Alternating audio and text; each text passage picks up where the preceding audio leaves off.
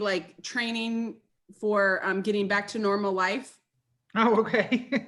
Here, these are jeans. Look, there's a zipper and a button. Wait a second, they don't have elastic in them? No, this is, well, that doesn't look fun. You know, here's a bra. That definitely doesn't. I watched that video. It was hilarious. Isn't it? Especially the shaver, that part. Oh, yeah. This is a razor. In pre-pandemic days, we used especially the shaver, that part. Oh, yeah. This is a razor. In pre-pandemic days, we used what's going on? The shaver, that part.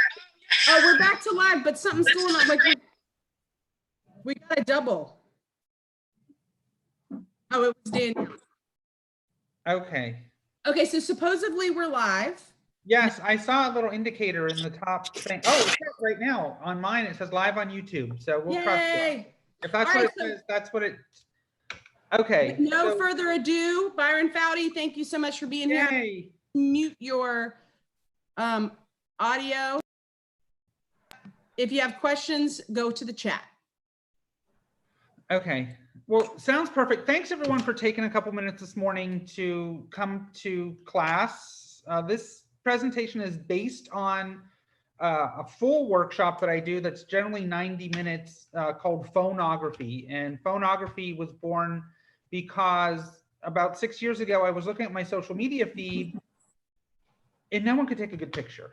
Like, it looked terrible. I'm like, oh my gosh, these people need help. You know, they want to attract attention. They want to, and they're just showing me all these pictures are suddenly on social media. And I'm like, this is terrible. No one wants to look at this stuff. So I thought I can either sit and complain, which no one will listen to, or be part of the solution and teach people actually how to use their phone. And in the last 6 years, phones have gotten so much better. This is a great tool to have with you at all times, both as a marketing tool and for your own self brand or for the brand that you represent.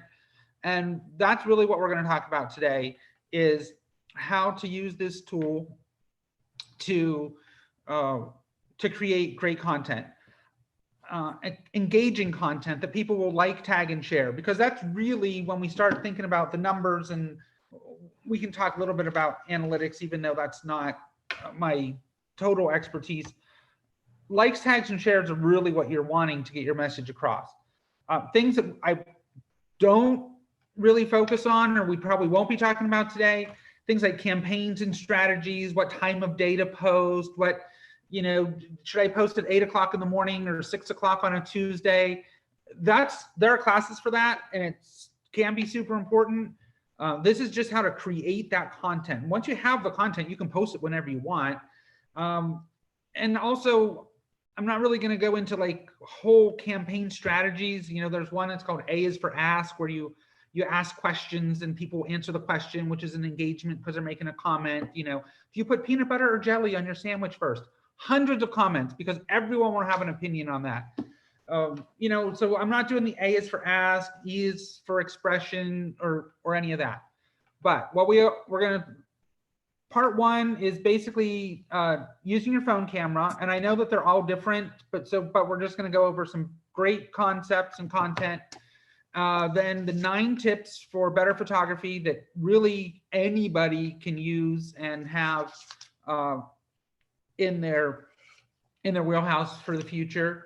And then we'll take a look at what pics have you been taking that get likes, and have like an interactive part at the end. You know, there's not a gazillion people on the line. So if we're unmuted and having a conversation after that, you know, I don't think it's going to get out of hand.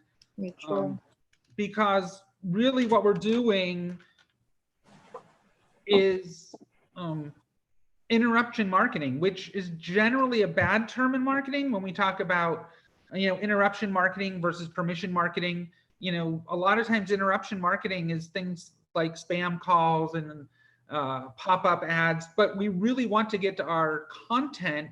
We want people to stop on our content and give us permission to get in their brain, even if it's for another second or two.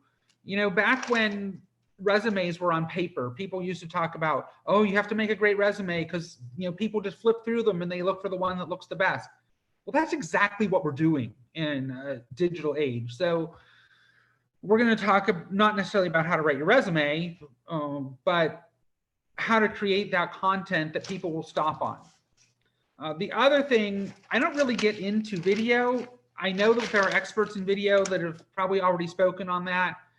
You know, if you ask a social media marketer about video, they're going to, most people, I would say, agree video is kind of social media king in that, you know, you get audio, you get the virality of sharing it, you get time, you know, a 15-second video, you're exposed to that brand or that message, you know, for 15 seconds. Although that is great, I don't have a tool in my pocket that necessarily can make instantaneous, great engaging video. And I think about how I consume social media, and it's usually pretty quickly. I mean, you have your phone, you might be sitting in a Zoom meeting that gets a little boring and you're like, or you might be in church, or you might be like at the stoplight, and you're kind of going through as fast as you can and trying to figure out, you know, what, you know, all these messages and all of this stuff that's going on. And what I really want people to do in content is just to stop for a second, like give their thumb a rest, you know, pass through all of the, what look like ads and the conspiracy theory and pass through. But I want people to stop on your post just for a second to take a look. And that's really what I want to talk about, how we can do that. And then we'll ask everybody else here in the room, you know, what types of posts do you have that seem to be getting traction, to see if it kind of all matches.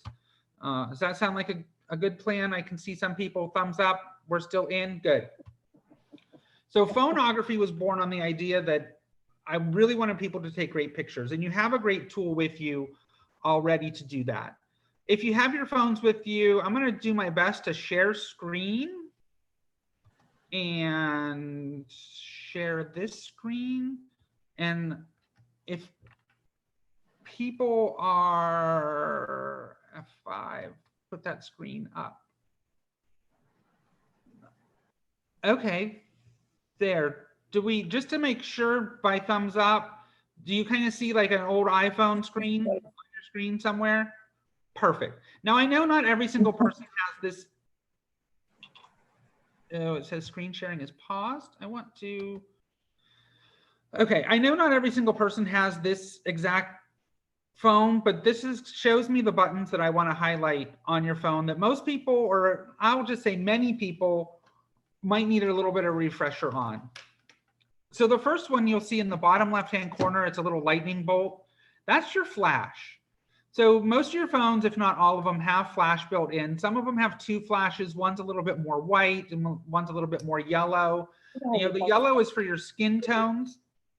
If you shine a super bright white light on someone, they're going to look like Casper the Friendly Ghost. So the reason I want to talk about flash is based on how far do you think that your flash actually works?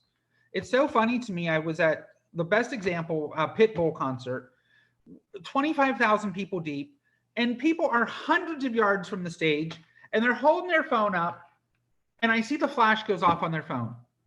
Okay. If you think that little tiny light that's on this right is going to shoot all the way to the stage, you know, I hate to tell you, that's probably not the right answer. So when you get a chance and it's somewhat dark in wherever your space is, figure out how effectively far your flash actually works. Most people are going to find it's 6 to 8 feet. So when you have your flash, there's auto, off, or on. I personally leave it off about 99% of the time. But when that flash goes off, let's see if I can take a photo of the screen with the flash on. So the effectiveness of your flash is probably between 6 and 8 feet. If you're taking a picture further away than that, your flash isn't going to be effective in helping you make a better picture. And it's going to take up extra battery power, and it's going to slow down how fast your camera can work. Because in all technicality, these aren't a flash. They're really a flashlight that's being turned on and off. And it's a little bit different. It doesn't store power in it, which gets discharged. It actually has to turn itself on and turn itself off But it's something important to know that your flash, when to use it. And the answer is when your picture is 4 to 6 feet from you. Oh, and I have, okay, I'm reading a message here, and let's see what happens if I do this and this. Okay, and then this and this.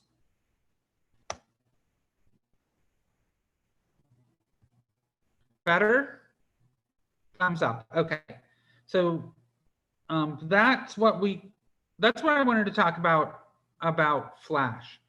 Beside Flash, a little bit higher on this one, there's something called, I'm pointing like you can see, but it's called HDR audio, or HDR.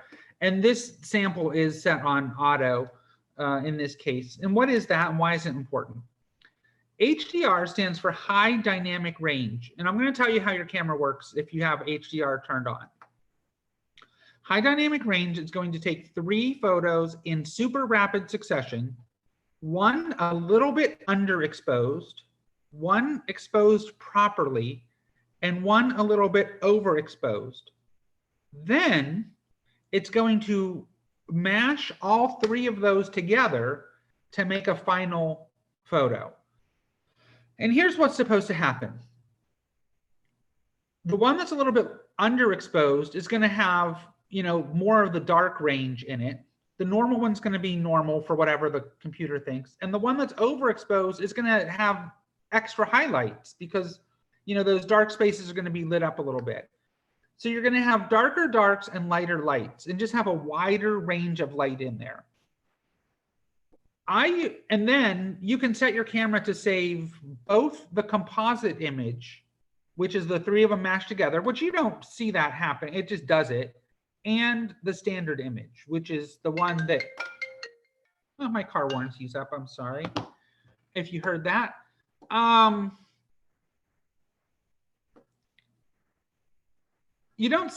You can then save both of those images.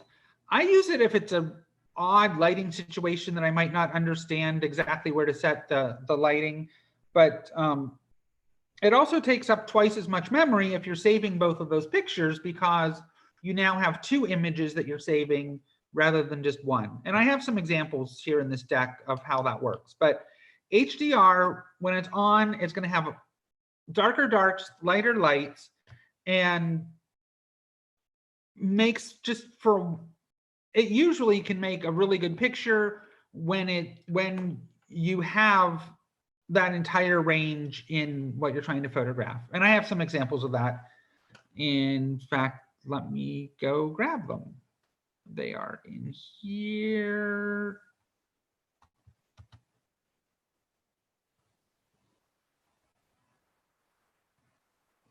Does that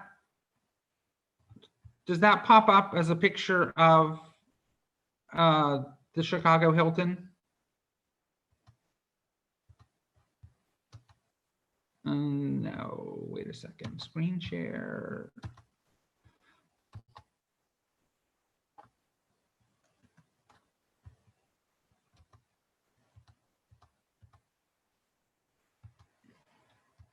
Okay. High dynamic range. Okay, so here's an example from the Chicago Hilton. If that's what you're seeing is like the ceiling in the lobby, you'll notice the upper photo is just kind of the normal one. And then you'll see a range in the lower photo where you see a lot more detail. You see, you know, just a better exposure overall for that image. And that's really what HDR can help you with, is those types of lighting situations. Here's another one. This is outside at Coney Island. You'll notice the sky in the regular image that's on the left. You know, all those details are blown out of the clouds and it's super bright. But when you look at the HDR image, you'll just see better cloud definition, even though I would argue the sign isn't as exposed. And you can just decide which image you think would attract more attention based on having that content. Oh, good. So I'm going to stop share for a minute and talk about holding the camera properly. Tell me if you've ever seen this. People are all ready to take a picture and they're holding their camera out and they're all, okay, time to take a picture, time to take a picture. Well, how do you take a picture if your camera's moving all around?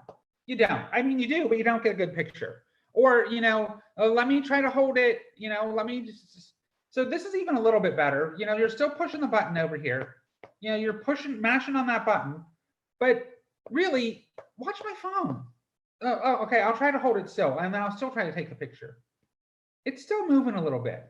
Lots of different ways to take the picture.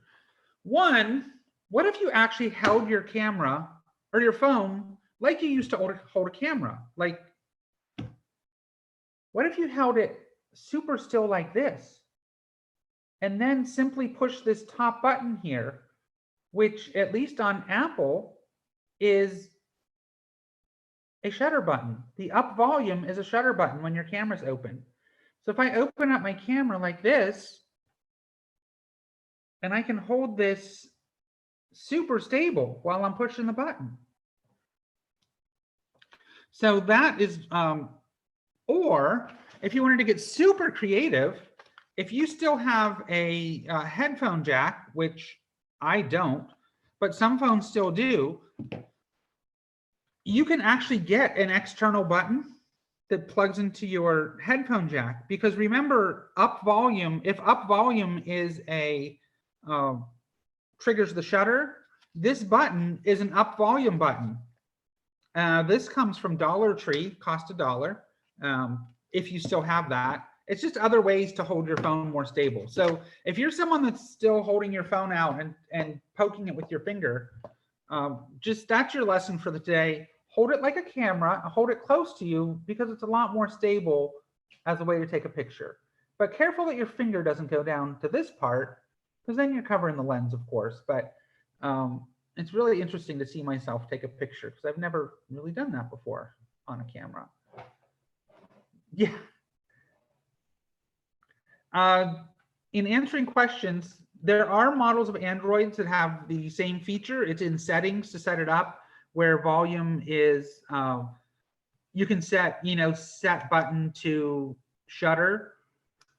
Exactly which, Android has so many different letters and they change. I don't know if it's marshmallows or lollipops or Oreo cookies or I don't know, penguins. What letter y'all on over there at Androidville?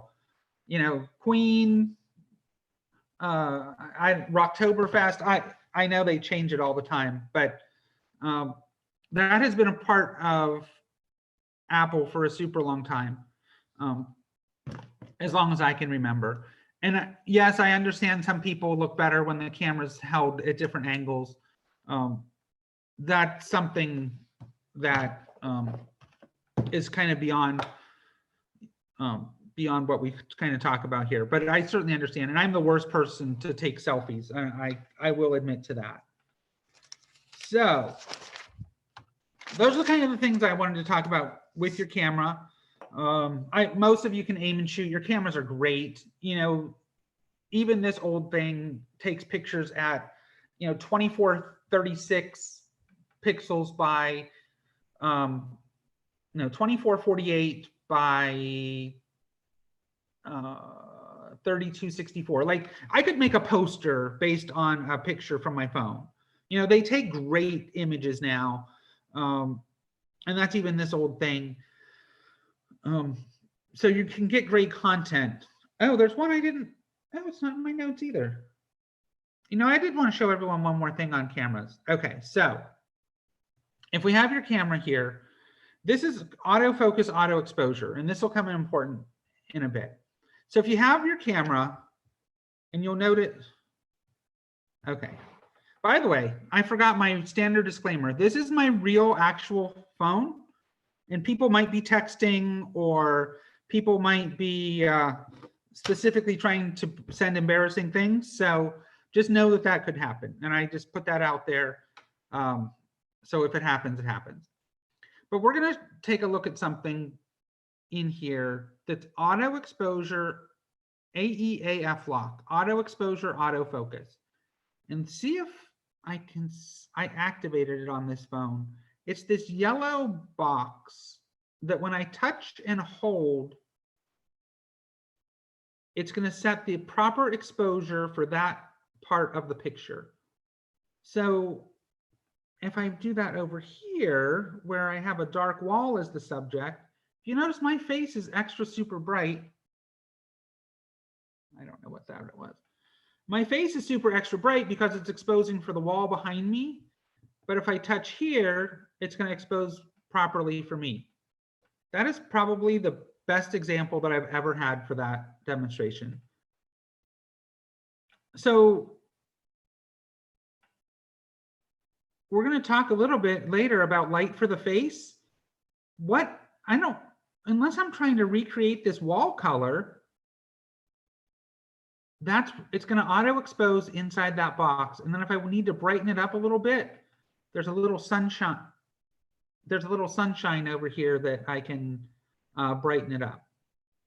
But that is definitely on an iPhone. That is definitely in Android somewhere. Again, in settings, it's called AEAF, autofocus, auto exposure lock. So autofocus, auto exposure lock. And it's super important. Mine does not have a grid. Okay, so your grid is in your settings also. I have grid turned on because of something we're going to talk about. It's in settings to turn on your grid for an Android. And yours is circular instead of square. Okay, that I can believe that. They just made it a little bit different. But it's the same function and it's super important. You've probably seen pictures on social media. You see a great background and then the people, you're like, who's that? Because they really can't see who it is because it's exposed to, gosh, it's Grand Central Terminal around here. Apparently my credit cards are now, I can get 0% interest because of my great credit history. Yeah. So those are the things that I wanted to go over with the camera. I hope someone learned something from that because we're going to move on to the next piece. I'm going to try screen share again because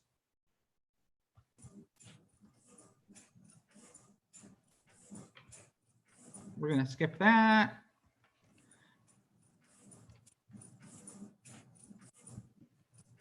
And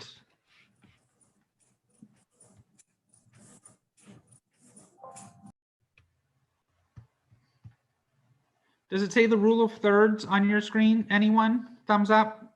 Good. Is it the whole screen or does it kind of look like I'm in the middle of PowerPoint?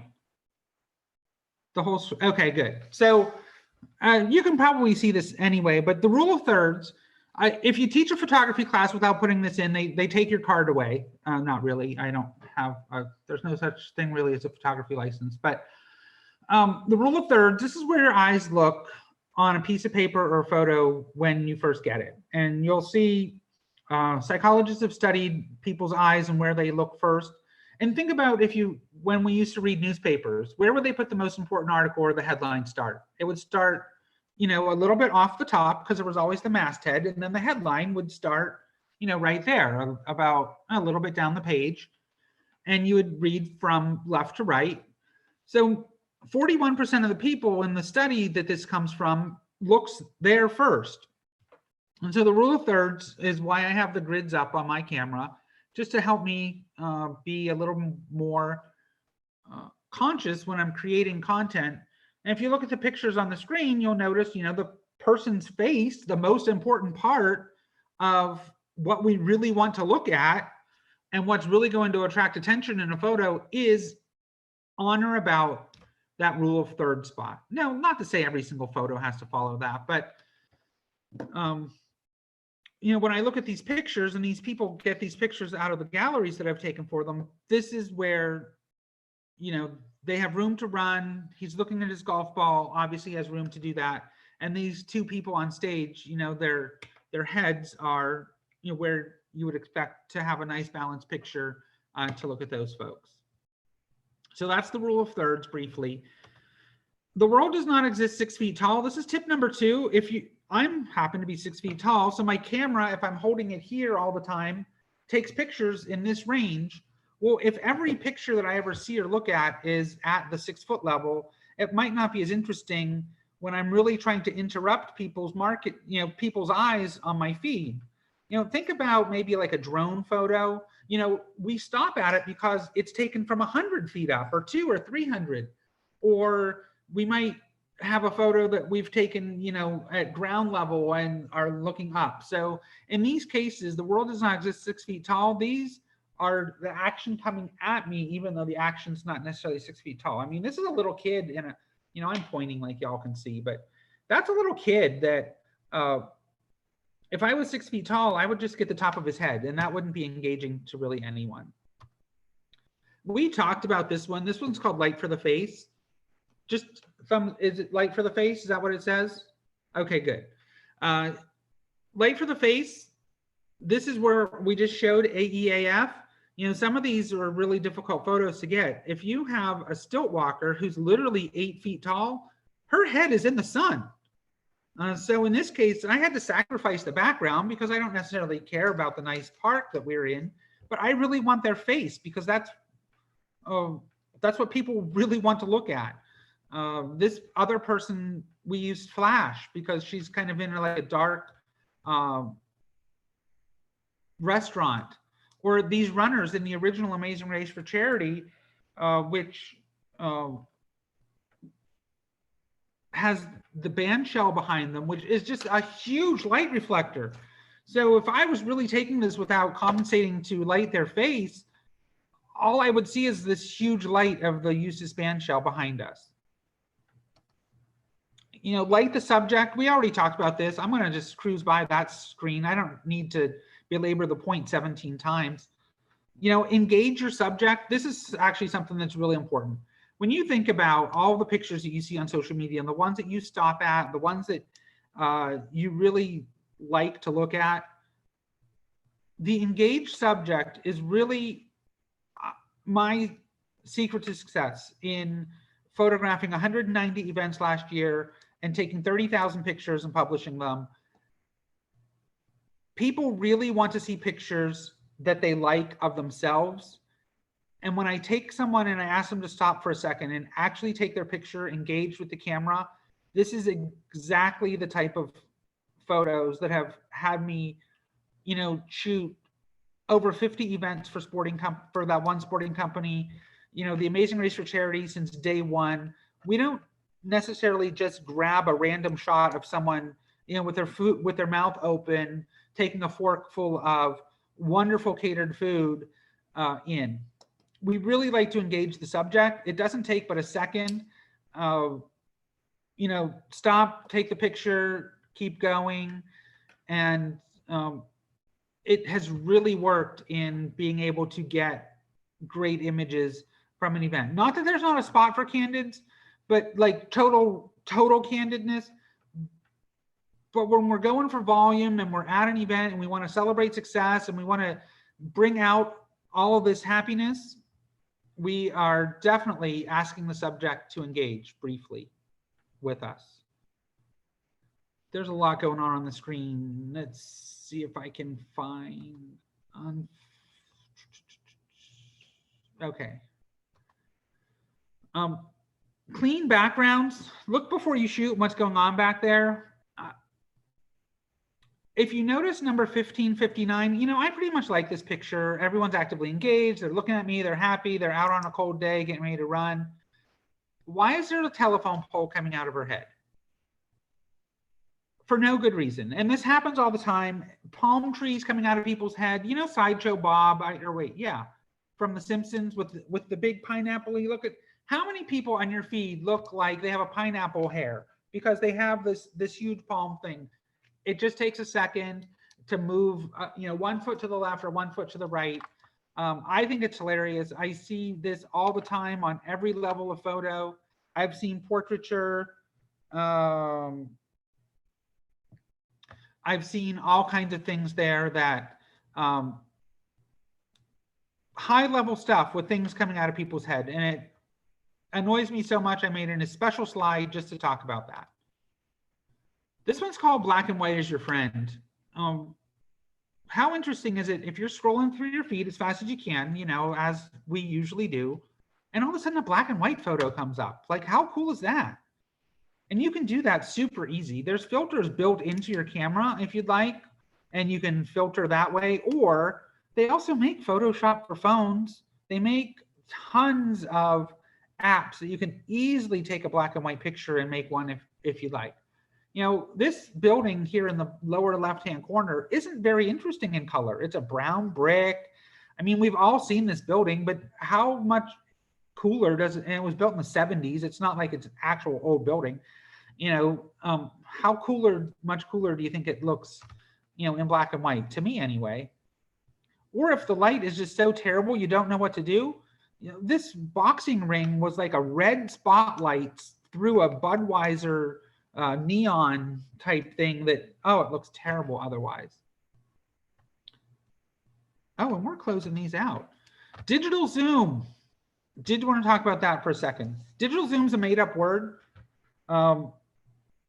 Now, some of your phones these days have multiple cameras built in. One has a little bit closer lens, one has a far away lens. Sandy's holding up her camera. I see several lenses there. When you're actually zooming on your camera without having multiple lenses built in, all you're doing is taking away pixels that you pretty much need in order to create a clear picture. Now, in this case, this is a condo near the beach that had some roof damage from a tornado. Well, I used the zoom phone. It's not a very clear picture, but I also wasn't going to stand in the middle of the road to take the picture. So I stood in the safety of the sidewalk behind the bushes and zoomed in to take the picture to show some missing shingles. And then just for this event, you notice I'm standing far away at this person's concert, and where's his face? It's totally gone because the detail is totally gone because I used Zoom.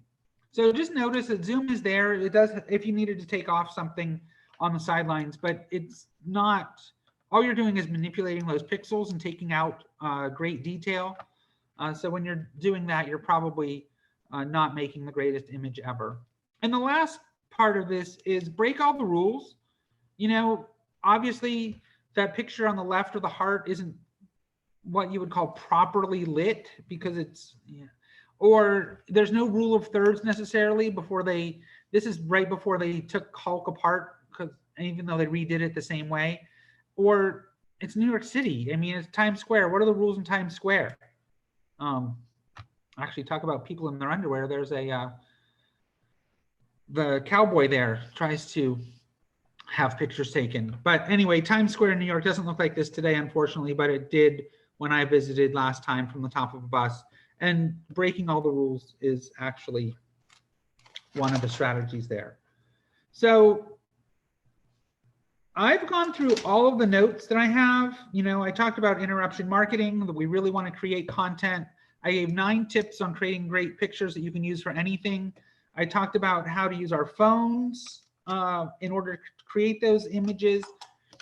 And now I'm going to stop share and go over to comments. Can we go back to the question of black and white? When you say that's something you do in editing, or do you actually use a setting in your phone? Okay, perfect.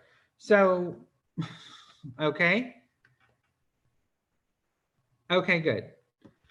Oh, and there's a private file. Am I supposed to look at that? Okay, I'll try to look at that in a minute. Sounds perfect. So the black and white. In my camera on my iPhone, there is a space for filters. I'll show you what it looks like, and yours might look similar.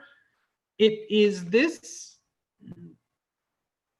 little part here, and it looks like the 3 circles of a Venn diagram, and that's where the filters are in an iPhone. So if I turn that on,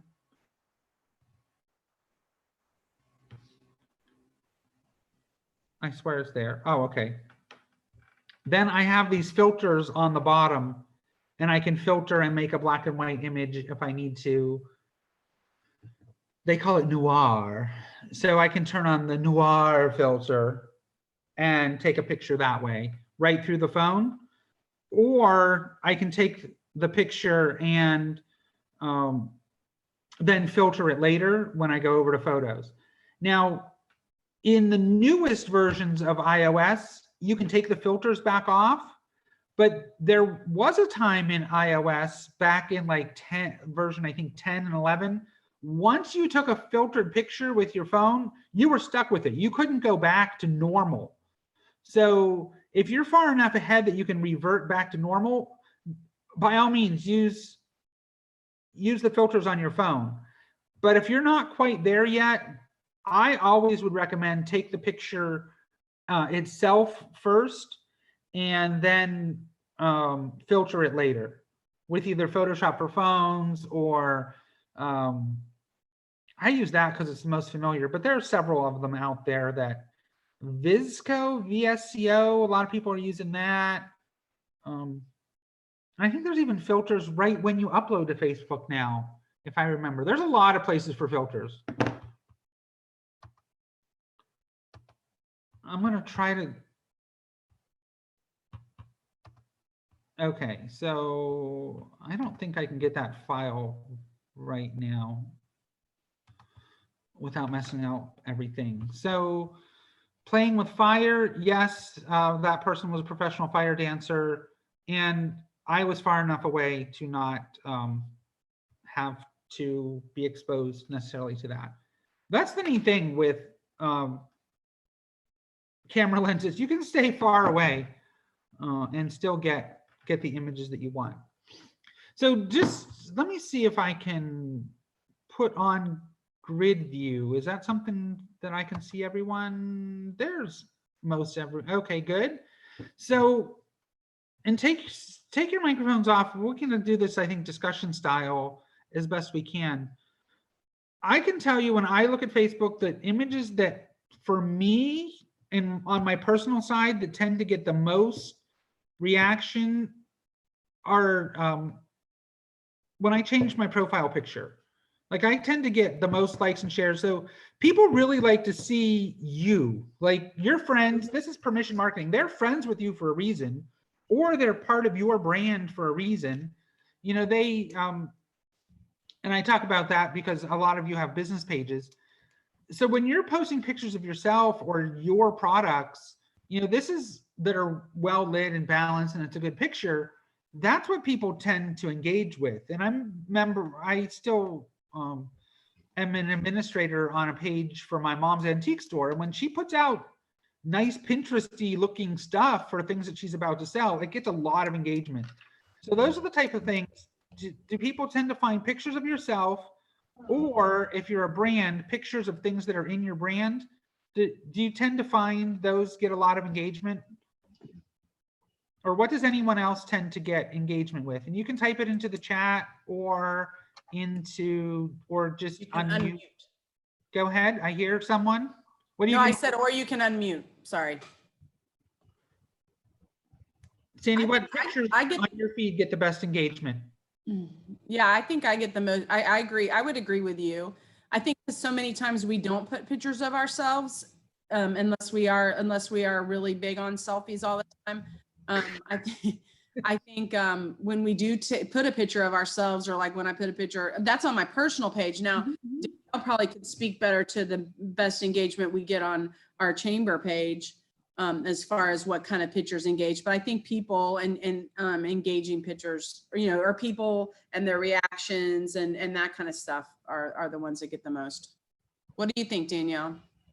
I mean, people love to see pictures of themselves. So, when we were in normal times, the most engaging photos were definitely the pictures of people, the groups, and not like, and Sandy and I have talked about this many times before. Sometimes a group picture has its purpose as far as like the whole overall crowd, but ultimately they really don't have their purpose on social media.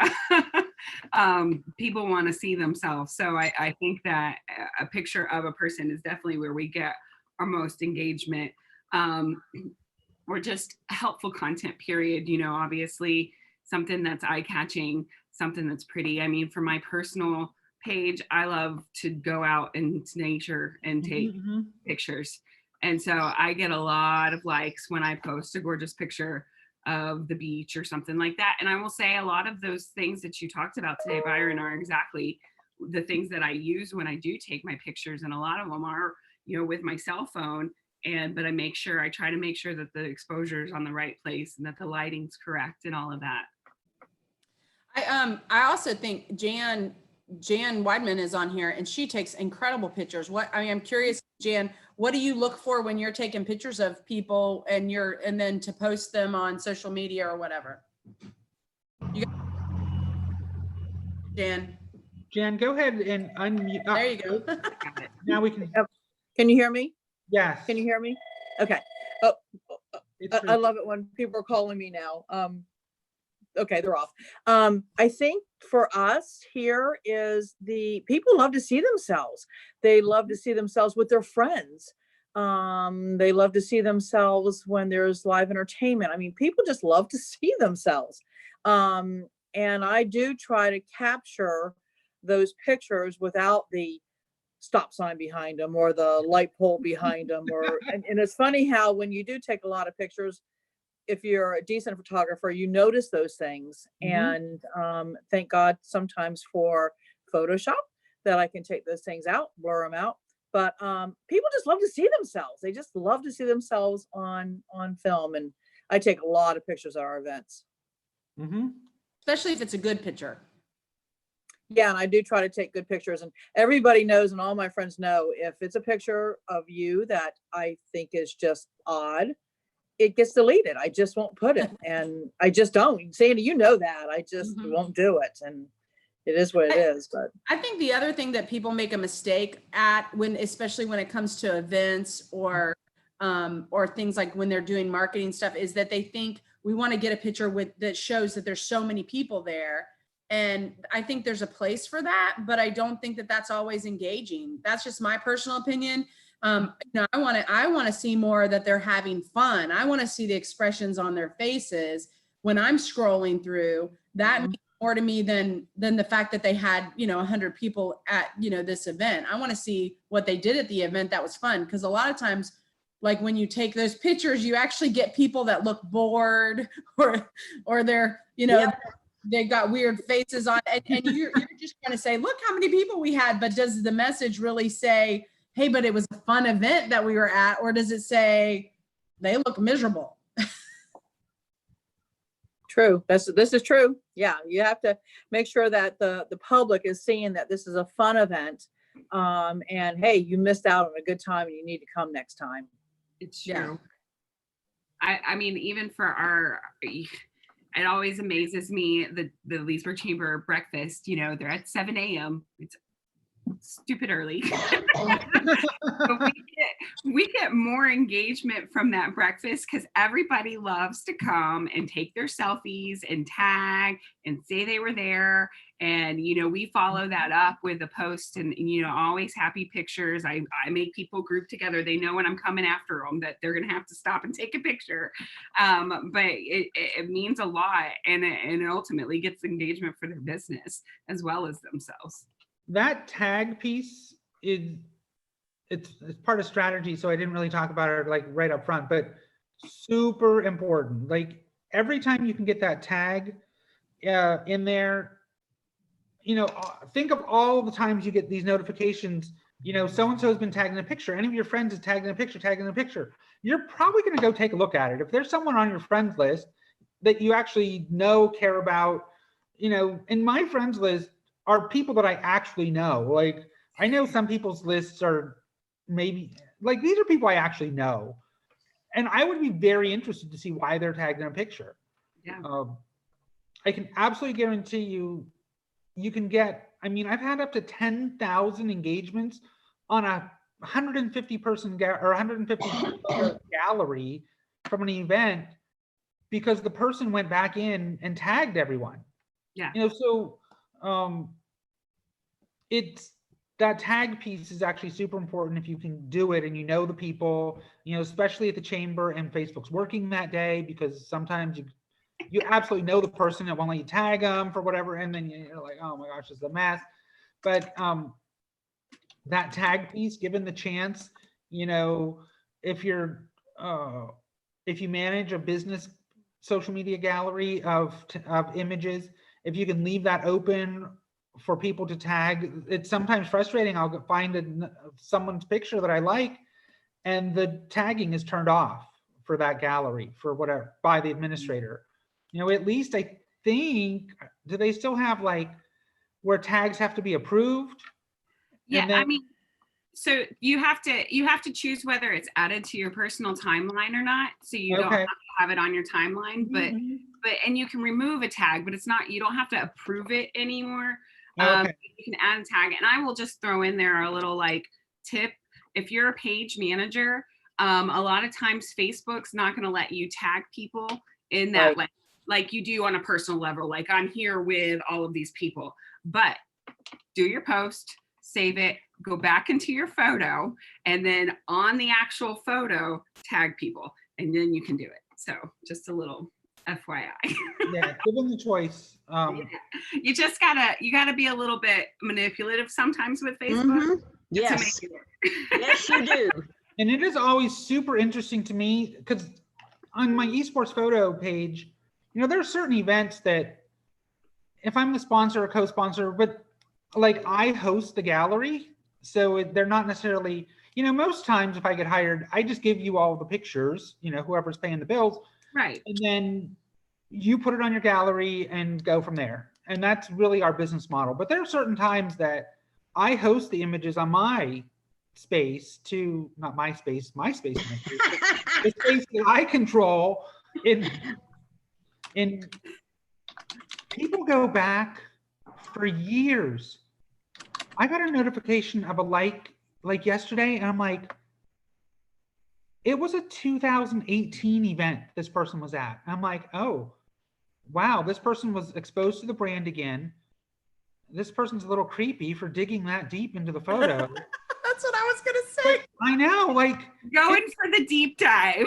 It is oddly amazing to me how people will find these photos, but they do.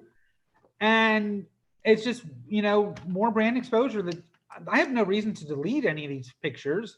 I'm super just waiting for someone to become famous or infamous so that I can cash in.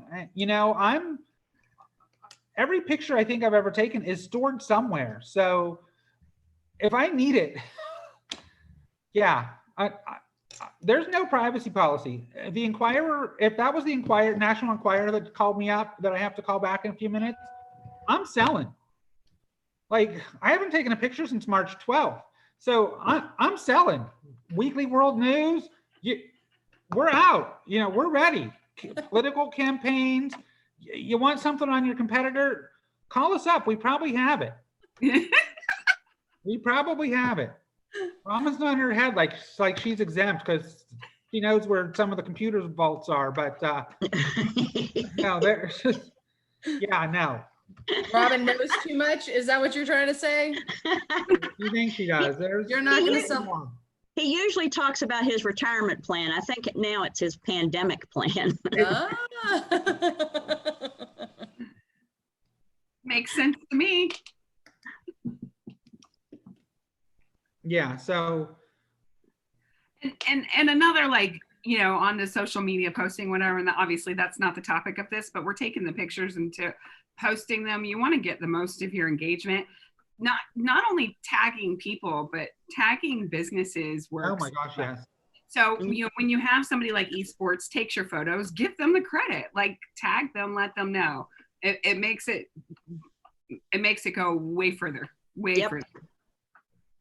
Yeah, the place. Especially if you're trying to build a relationship with those kind of businesses as well, or you're trying to, whether it's giving them props or, whatever that might be, that helps to build their engagement page as well, I assume.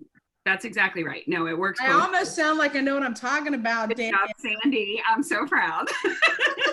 Well, and like when we go to dinner, we go to lunch and we take pictures of our food and we tag the restaurant because we want people to know that the food looks good, it tastes good, you should be going there, and we're trying to help our fellow business people. That's That's right. Shameless plug for the support small business campaign that the Leesburg Chamber is doing. So I'm sorry, more local businesses, well, small business. Yeah, that's right. Well, that's exactly what we're asking people to do, Robin, is whether it's a restaurant or a boutique or local grocer or whatever, whoever that local business is that you just purchased from, post that picture. You don't have to be in it. You don't even have to post a picture, period, but pictures and videos make your things go better. But tag that business and tag the Leesburg Chamber, because what you're ultimately doing there is you're advertising for that local business, which is helping them. And right now, we need our local businesses to stay. That's right. Yep. So our hour together flew by. It Thank did. you, everyone that joined in. Thank you if I can't see you and you're on the YouTube feed. Hopefully, the goal is always, everyone learns at least something, and that hopefully, even if you've taken this class before, we might have put a little twist on something, might have reminded you of something. While we're plugging, if someone needs the full phonography course where we actually go over every single button on your phone, it's generally a 90-minute course. We talk about, I call it the nerdy stuff, how your camera's actually built inside your phone. Hopefully you've never seen that, because that means you've dropped your phone or it's been run over or something. But we talk about how the camera's built. We talk about every single function on the camera. We go into ideas of things to take pictures of. And then we also talk more in depth about apps that can help you finish your pictures, and also the importance of printing pictures if you really want them to last forever. That just gets scheduled privately for your group, your people. We can get that done.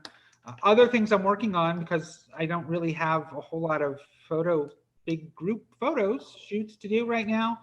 The Amazing Race for Charity, I'm just going to throw that in there. A virtual phone-based photo and video edition that will be free to anyone. Will be starting this Friday. Please follow the Amazing Race for Charity page for information. If you've Tim announced it earlier today. Good. If you've always wanted to do the Amazing Race for Charity, but you didn't necessarily want to run for 5 miles, you can do this from your house and your backyard. We're doing our best. We're to make the race as accessible to everyone, and we've already make it age accessible. We make it distance accessible. We make it. We've had.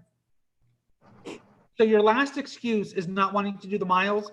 Now we've taken that out too. So the Amazing Race for Charity throughout Eustis, this virtual edition is really free to everyone to keep the brand going, because we know we want to put the live event on later. We just don't exactly have a date for that. But 5 to 7 challenges come out every week, every Friday. So you don't even have to do the whole race at one time. You'll spend a few minutes with your race partner to do that. Robin, am I working on anything else that I can't think of? Robin keeps the calendar for the whole office. We have lots of things going on in our office, because we have the mask project and we also have the banner project. So there's lots going on in here. And Byron's been making signs for graduates that people have been coming in and out like crazy to pick up those signs. They love them. That's awesome. Hey, I just want to thank you so much, Byron, and thank you all for joining on the call. And anybody that, I don't know if we're still live right now, but if you are live, if you're watching this later, we are looking for more topics for our Ask the Experts. So if you have thoughts or you have something that maybe you're uniquely qualified as an expert, we would love to talk to you and let us know.